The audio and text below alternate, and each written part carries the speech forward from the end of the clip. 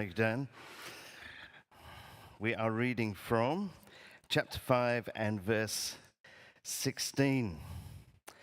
Begins like this. So, because Jesus was doing these things on the Sabbath, the Jewish leaders began to persecute him. Now, if you've been here at least a couple of weeks, you may remember something we read, I think it was a couple of weeks ago. Just flip back to John 4 and verse 44, and it says, it's in brackets, it says, now Jesus himself had pointed out that a prophet has no honor in his own country. And we said that in the book of John, we don't actually have Jesus saying that a prophet has no honor in his own country. But we do get hints of that, certainly, as we read the other Gospels. And we wondered why it was there. And one suggestion that commentators make is maybe what John, the writer of John's Gospel, of course, maybe what John is doing is he's setting us up as the readers for what is to come. And what is to come is that, well, Jesus has had a good time of ministry, really positive time of ministry so far, but actually a time is coming when he's going to start to be persecuted. And if that's what John is doing in John 4:44, well, it begins today. It begins today in chapter 5 and verse 16, where it says the Jewish leaders began to persecute him. Why? It says, because Jesus was doing these things on the Sabbath. So let's just pause for a moment and a bit of a recap. What's Jesus been doing? What's Jesus been doing that's so upsetting to the religious leaders? Well, if you were here last week, you'll know that we saw Jesus do this amazing miracle in this place called Bethesda. You remember we had this strange story, strange myth, superstition, this place in Bethesda, that it was believed at the time that an angel would come and stir the waters, and people who were long-term sick would lie there in the hopes that they would get into the water first and this weird miracle would happen. And we said it was a superstition, but people still believed in this. But what happened was Jesus met a guy who'd been there for 38 years, and he said, take up your bed and walk, and the man was instantly healed. And guess what? The man was persecuted because he was carrying his mat on the Sabbath. And Jesus starts to get persecuted for that as well. But it's actually not just that. We do get little hints of other things that Jesus is doing on the Sabbath. So he healed that man. In the book of Mark, we get this story of Jesus and his disciples. They're walking through a field, and they're kind of taking off heads of corn and just rubbing them in their hands and just eating bits of it. And the Pharisees see that and they say, hey, Jesus, your disciples are doing what they're not allowed to do on the Sabbath. Come on, all they're doing is picking heads of corn, but this is the Pharisees' rules. So Jesus starts to get persecuted because of that. Around that time, there's a healing of a man's hand. So that's why we read here, because Jesus was doing these things on the Sabbath, the Jewish leaders began to persecute him. So, question, why would they persecute him? What's wrong with doing these things on the Sabbath? What's wrong with walking through a field and picking up bits of corn? And what's wrong with that? What's wrong with doing good for somebody? What's wrong in healing somebody? Well, it all had to do with something called the oral law, and many of you will know this. In a nutshell, the Pharisees taught rules in addition to God's law. They were designed originally to help people to keep the law. The rules developed over a long time. But by the time of Jesus, they'd become, well, petty, really, I guess would be the word to use, particularly actually regarding work on the Sabbath. And they were difficult to keep. Here's the difference between Jesus and the Pharisees. Jesus taught the heart of God's law. The Pharisees made silly rules out of God's law. And in a way, that's the difference between religion and loving God. Being religious is, as I see it, just following rules and actually feeling pretty good about yourself if you can keep them all. Being a Christian is about being in a heart relationship with the Father and the Son and the Holy Spirit. Amen? Who, by the way, are of course in perfect relationship with each other. Which very neatly brings us to the next part.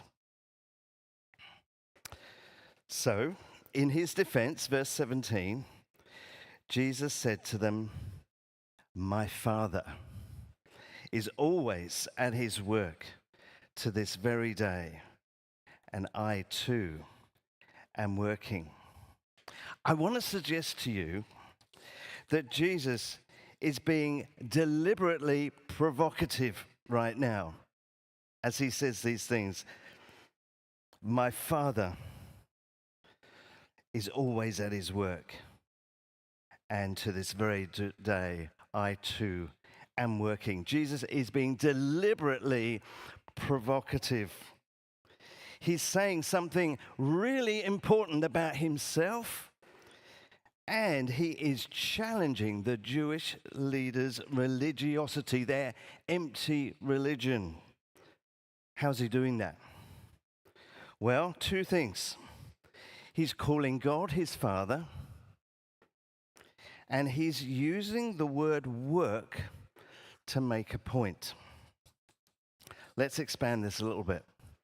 Let's talk about him referring to God as his Father. We have come across this language before. If you've been here since the beginning of the year and coming along, you may remember a story back in John chapter 2, where Jesus went to Jerusalem and he started overturning the tables of those buying and selling in the temple courts. There was likely some elements of corruption in the temple at Jerusalem, and Jesus is up against that. That's what he's dealing with. Traders charging unfair prices to visitors buying animals for sacrifice. And that would have hit the poor very hard. And doing their trade in the court of the Gentiles would have made it very difficult for non-Jewish people, foreigners, if you like, to pray there. No wonder Jesus said at another time in Matthew, "My house will be called a house of prayer, but you're making it a den of robbers." So back in John 2, when we read that story, Jesus said, "Stop turning my Father's house into a market." My Father's house. There it is, right at the beginning. When Jesus talks about God, he's talking about someone he is really close to, his Father.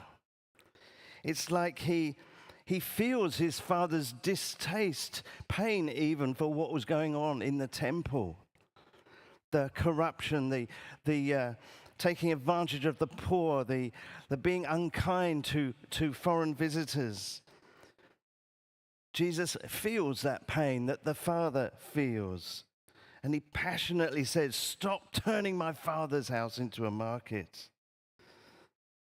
Let's park that there for a moment and look at the other thing when he talks about work.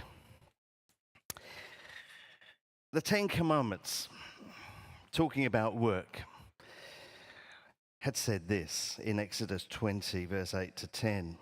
"Remember the Sabbath day by keeping it holy. 6 days you shall labor and do all your work. But the seventh day is a Sabbath to the Lord your God. On it you shall not do any work." And this question, what is work, is really important here in today's story. What is work? So the way the Pharisees interpreted work, a good example actually of the Jewish Pharisaical interpretation of work, was actually in our previous story. So Jesus takes the invalid who had been there 38 years and he heals him. He tells him to pick up his mat and walk. And we read in chapter 5, verse 9 and 10, the day on which this took place was a Sabbath. And so the Jewish leaders, the Pharisees, said to the man who had been healed, "It is the Sabbath. The law forbids you to carry your mat." That's actually a pretty good picture of how they saw work. The law forbids you to carry your mat. I mean, how heavy is that mat? It can't be that much of a deal, right? It's just carrying a mat. So, yeah, work according to the Pharisees was basically anything that required a small amount of physical exertion. Is that how God saw it back in Exodus when he gave the 10 Commandments? Let's say a bit about that. Let's go back to Exodus. Go back in time to Exodus for a moment. The Hebrew word, and I just want to say, I don't speak Hebrew, so don't be impressed. In fact, I'm probably going to pronounce this wrong. I need Josh to help me pronounce this. Is melacha. How was that, Josh? Is he in the room? Does that sound good? Is he giving me a thumbs up? Oh, he gave me a thumbs up, right? Melacha, all right? Is commonly translated in the Old Testament as work or labor. But specifically, it's talking about creative, constructive effort. Things like plowing, writing, making, skilled craftsmanship. And the Sabbath was a call to rest from those things, to give focus to God, family, and community. It was never meant to be a break from showing compassion to people. It was never meant to be a break from, well, the essentials of living, like carrying a mat, for goodness sake. It was never meant to be a break from giving life to people. It's a break from your normal work, particularly the work that you derive a living from. So Jesus coming in and he uses the word work. So what's he talking about when he uses the word work? My Father's work, says Jesus, which is about bringing life, about bringing healing, is ongoing. I don't take a break from those things. My Father is always at his work to this day, and I too am working. I'm always in the business of bringing life, bringing healing. This is not work you take a break from.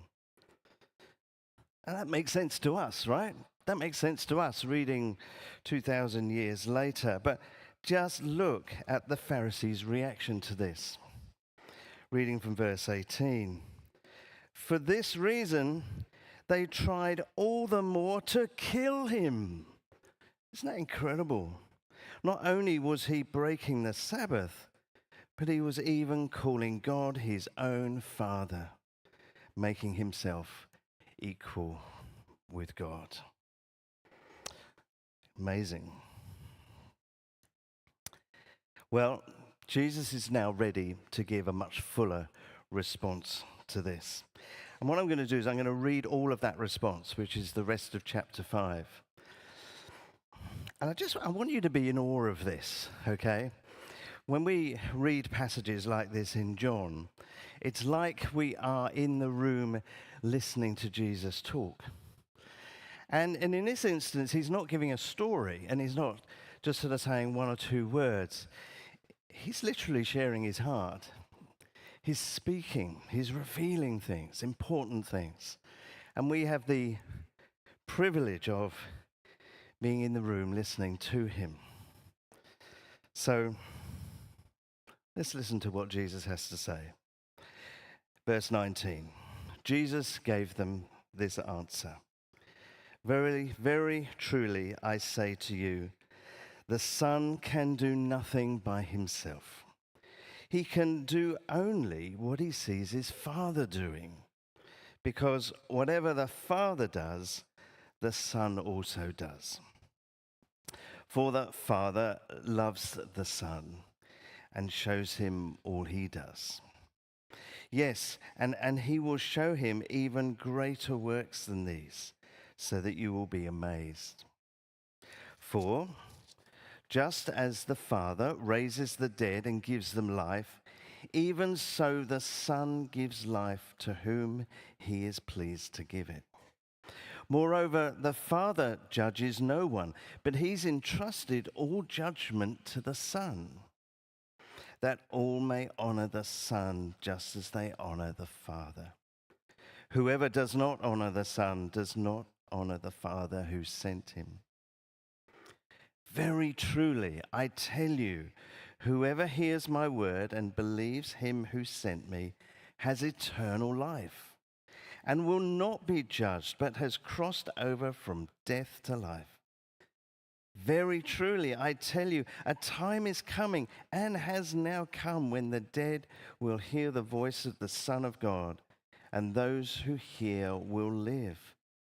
For as the Father has life in himself, so he has granted the Son also to have life in himself. And he has given him authority to judge, because he is the Son of Man. That's a reference to Daniel. Do not be amazed at this, for a time is coming when all who are in their graves will hear his voice and come out. Those who have done what is good will rise to live, and those who have done what is evil will rise to be condemned. By myself, I can do nothing. I judge only as I hear, and my judgment is just. For I seek not to please myself, but him who sent me. Verse 31. If I testify about myself, my testimony is not true. We'll see what that means in a minute. There is another who testifies in my favor, and I know that his testimony about me is true. You have sent to John, he's talking about John the Baptist, and he has testified to the truth. Not that I accept human testimony, but I mention it that you may be saved. John was a lamp that burned and gave light, and you chose for a time to enjoy his light. I have a testimony weightier than that of John. For the works that the Father has given me to finish, the very works I am doing, testify that the Father has sent me. And the Father who sent me has himself testified concerning me. You have never heard his voice, nor seen his form, nor does his word dwell in you, for you do not believe the one he sent. You study the scriptures diligently because you think in them you have eternal life. He's saying, because you are students, you believe that because you are students, that gives you eternal life. He's saying, and that's not correct, of course. These are the very scriptures that testify about me, and yet you refuse to come to me and have life. I do not accept glory from human beings, but I know you. I know that you do not have the love of God in your hearts. I have come in my Father's name, and you do not accept me. But if someone else comes in his own name, you will accept him.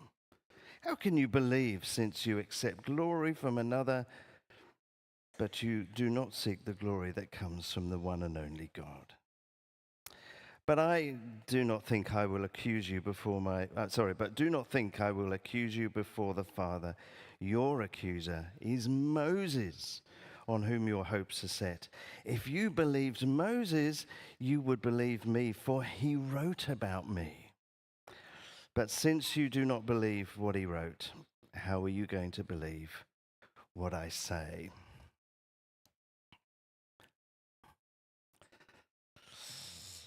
Those last few verses about Moses are likely a reference to Deuteronomy 18:15, where we read, "The Lord your God will raise up for you a prophet like me from among your brothers. You must listen to him. And Jesus is saying, that reference that you know, that's me. They're talking about me. Moses was talking about me. So there's a lot in there, isn't there? And too much, really, for us to tackle in one morning. So what I want to do is just simply draw attention to three things that stand out to me. Here's the first one, and I've called this judgment and life. Judgment and life. We read in the first chunk, going from verse 19 down to 30, that the Son, Jesus, has both the authority to judge and the capacity to give life. For just as the Father raises the dead and gives them life, even so the Son gives life to whom he is pleased to give it. Moreover, the Father judges no one, but he has entrusted all judgment to the Son. In verse 30, by myself I can do nothing. I judge only as I hear, and my judgment is just. For I seek not to please myself, but him who sent me. The Son, Jesus, has authority to judge and capacity to give life. And of course, well, where does that authority come from? It can only come directly out of his relationship with his Father. What's Jesus doing here? What's he saying with these things? Well, it's quite obvious, isn't it? He's telling them who he is, but he's saying it in the context of who he is with his Father. He is at one with the Father. He's also saying he's a judge. He will judge everything. Jesus has the authority to judge. He will judge correctly today in this conversation. He will remember this conversation. He will remember the attitudes that people had in that conversation. He will judge rightly now, and he will judge rightly in the future. And he's saying that he alone is able to give eternal life. Life comes from him. Life, Pharisees, doesn't come from religious rules, but faith in him. Faith in Jesus. Whoever hears my word, he said, and believes him who sent me has eternal life. These are huge things that he is saying to the religious leaders. Let's go to the second chunk from 31 to the end, and I've called this testimony and truth. Testimony and truth. Jesus knows that people aren't just going to believe in him. Probably. Some will and some won't. Just by saying who he is.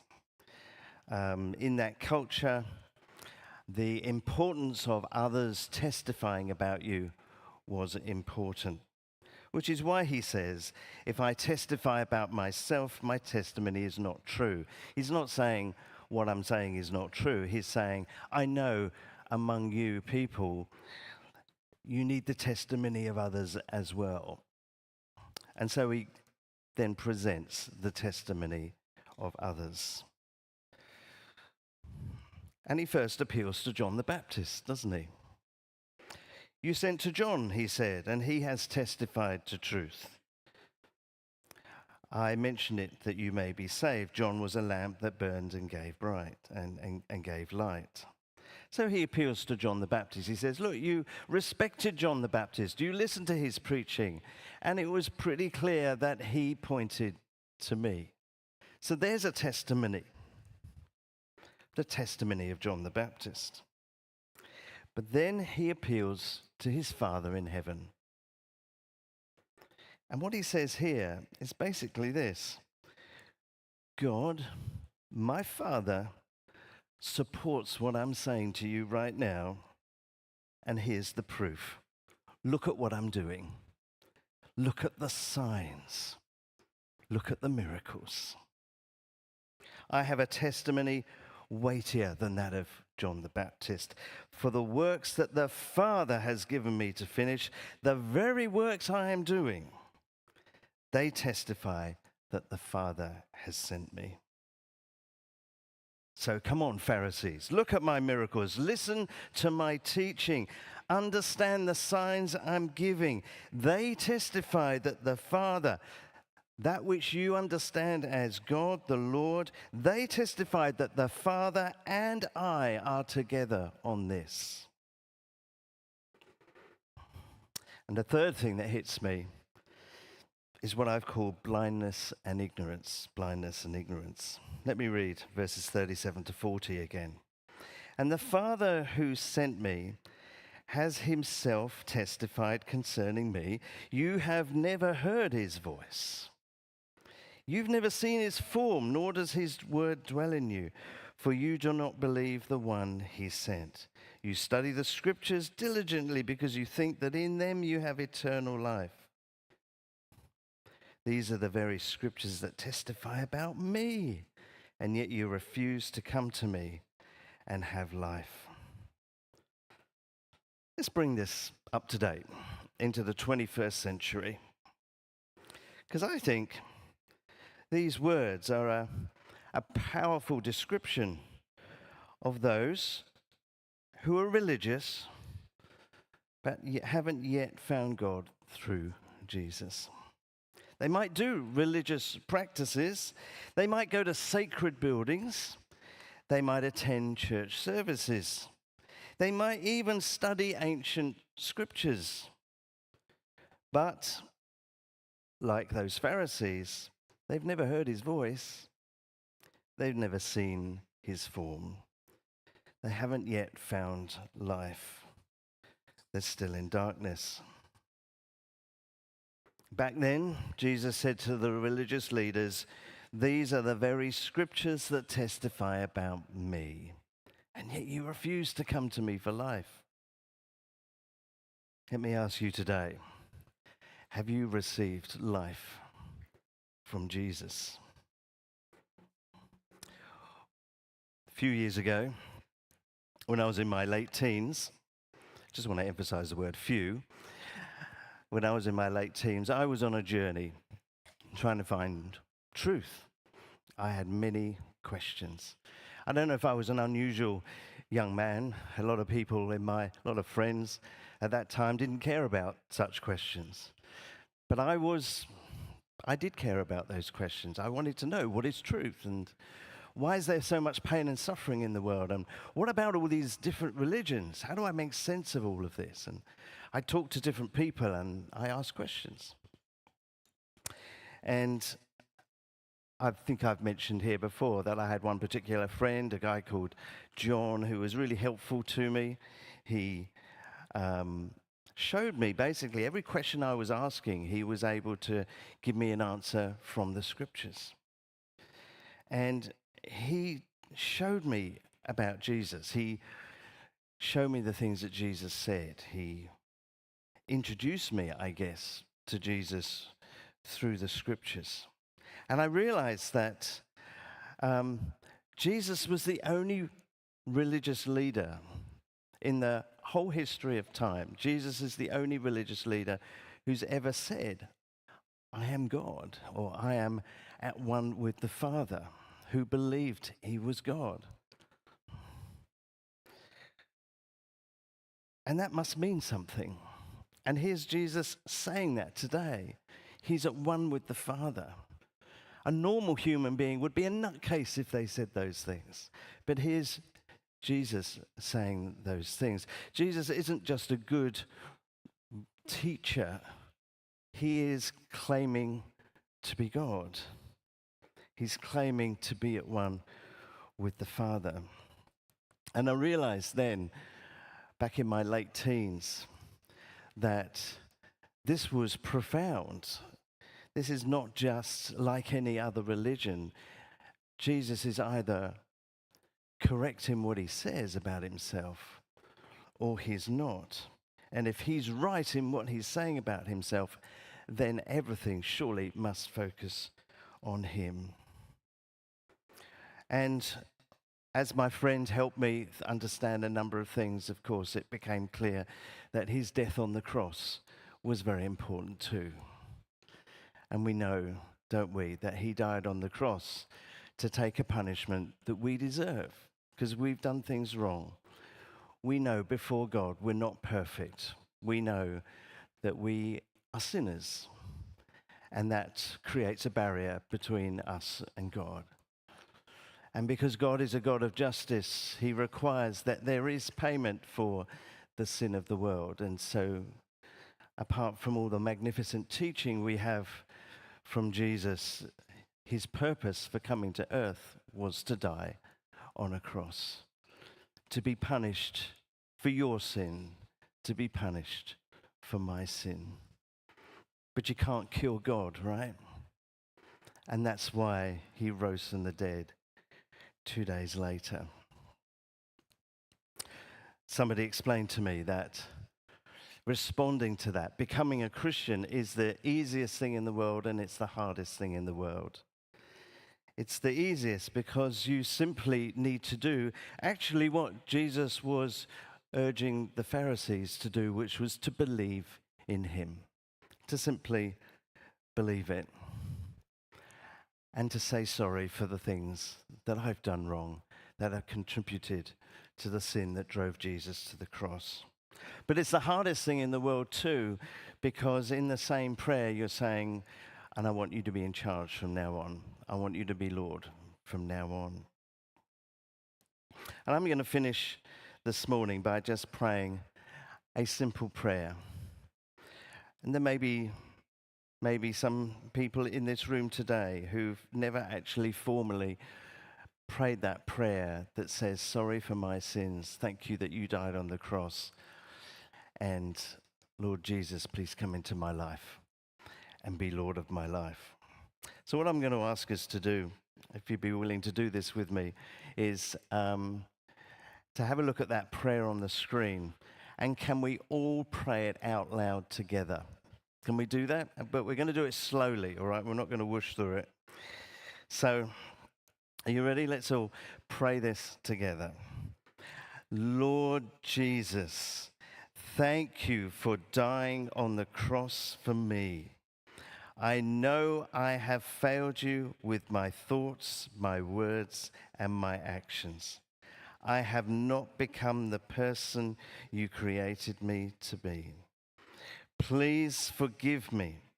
Take away my sins, wash me clean, and fill me with your Holy Spirit.